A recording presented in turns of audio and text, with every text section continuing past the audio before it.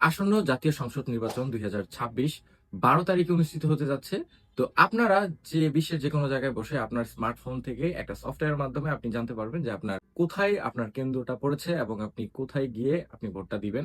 আপনি আপনার স্মার্টফোন দিয়ে আর আপনার এনআইডি কার্ড দিয়ে কিন্তু আপনি ভেরিফাই করতে পারবেন। Smart election management BD.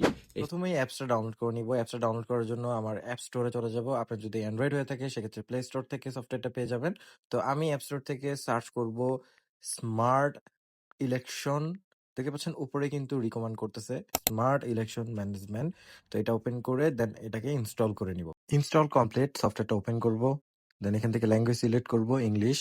দেন এখানে দেখতে পাচ্ছেন পার্লামেন্টারি ইলেকশন। প্রথমে আপনাকে বিভাগ এবং ডিস্ট্রিক্ট সিলেক্ট করে নিতে হবে। উপর থেকে আমি ময়মনসিংহ বিভাগ সিলেক্ট করব।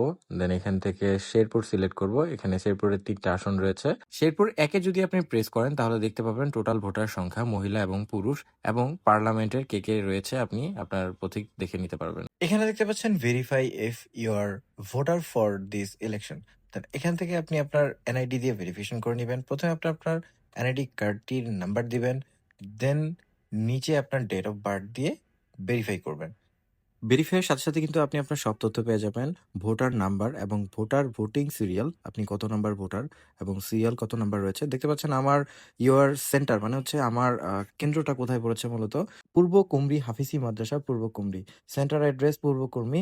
দেন আমার এখানে দেখতে পাচ্ছেন ডিরেকশনও দেওয়া আছে, প্লাস হচ্ছে লোকেশনও দেওয়া আছে। কিছু ছবি দেওয়া থাকবে, আপনি চাইলে এখান থেকে ইজিলি খুব ভালোভাবেই দেখে নিতে পারবেন। ধন্যবাদ ভিউয়ার্স, ভিডিওটি ভালো লাগলে অবশ্যই একটা লাইক করে দিবেন। নতুন এরকম আরো ভিডিও পেতে একটা সাবস্ক্রাইব করে দিবেন। ধন্যবাদ। আসসালামু আলাইকুম।